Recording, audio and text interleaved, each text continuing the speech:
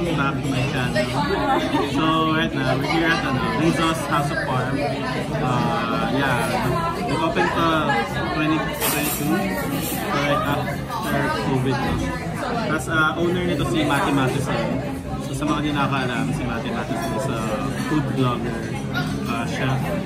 And yeah, siya yung producer ng The Bear. Try namin yung restaurant niya dito sa Port Erie, dito sa may Crystal Lake Banda. So, una namin is antipasta plate. It comes with the focaccia bread with the 24-month or 2-year-old farm Parmigiano Reggiano with bell peppers, roasted bell peppers, and sauteed garlic na olives, tapos prosciutto, and olive oil with balsamic vinegar. Check natin mamaya kung ano yung feedback ng mga kasama natin. Kasama si Bea. Yes! Si Ara and Kai! Hello! Okay. Check namin kung ano yung feedback. Hindi na namin papakita kung makain kami. Check lang natin kung ano yung feedback natin.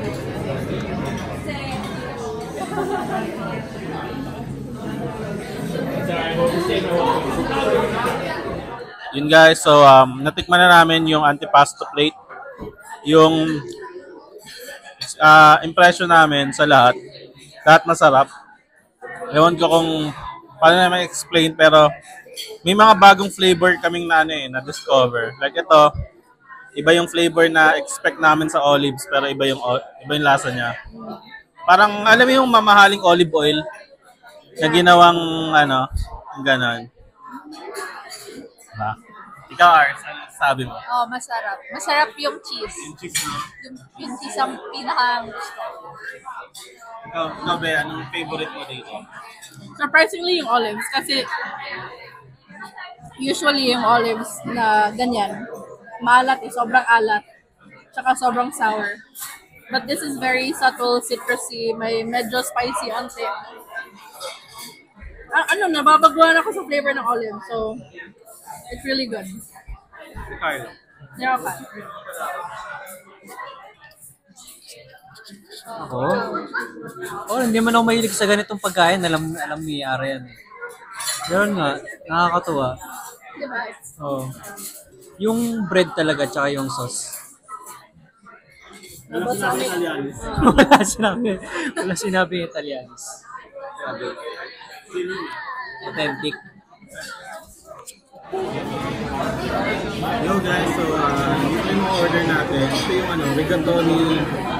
Rigatoni ba tayo? Yes. The rigatoni carbonara. And then this is the veal parm.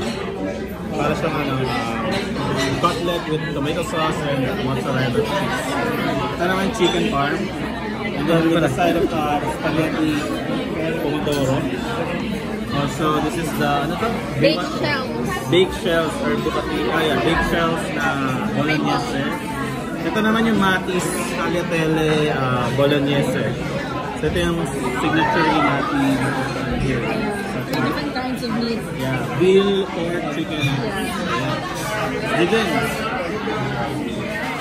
Hi guys, so time check. Kakatapos na namin kumain. And ano yung presyo namin about the food here in Rizos House of Farm. Yun sa akin yung in-order ko, yung tagliatelle ni Matty's bolognese. Sobrang sarap. Ang rich ng meat sauce. Tapos yung tagliatelle niya al dente. Tapos yung panalo, yung pepper chili flakes nila. Homemade. Hindi lang siya anghang May ibang aroma na nilagay. Aromatics. Kaya panalo to. Tapos itong veal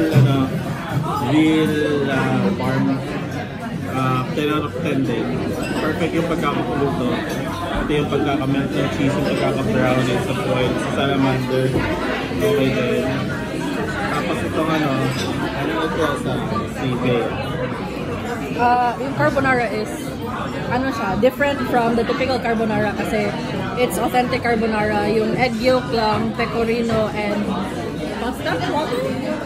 Yeah, yun lang. So, it's not white. It's more yellowish, which is more authentic to Italian cuisine. It's really good.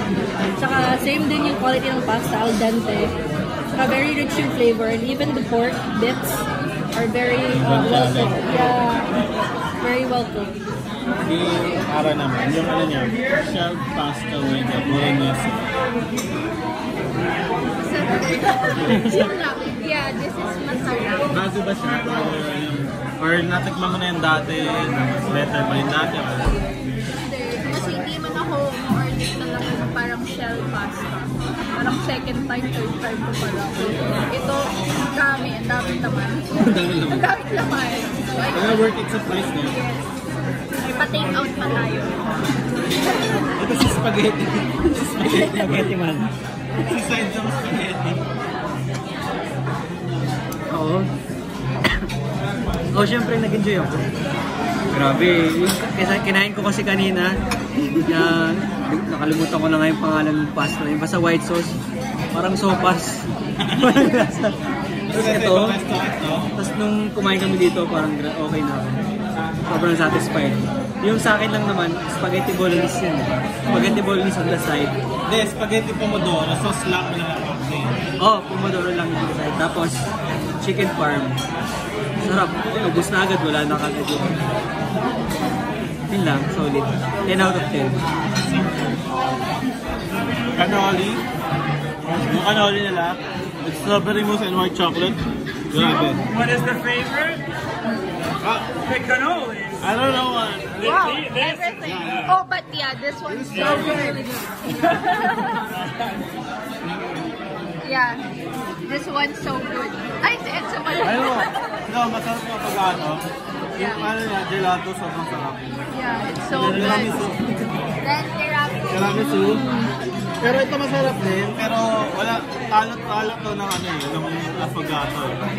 Dalawang ingredient lang yan, kapit saka ice cream, pero grabe na. Yes, this one. Oh my God.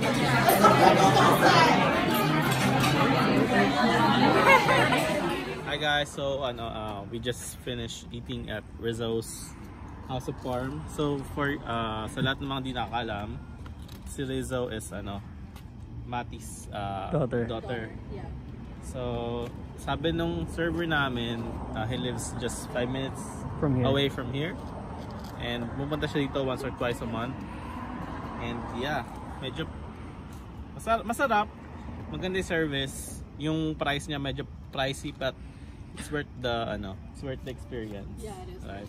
It's worth the drive too. It's worth the drive. If you're gonna splurge for For a place, this is a good place. this is a good recommendation that we can give to you. So let's go.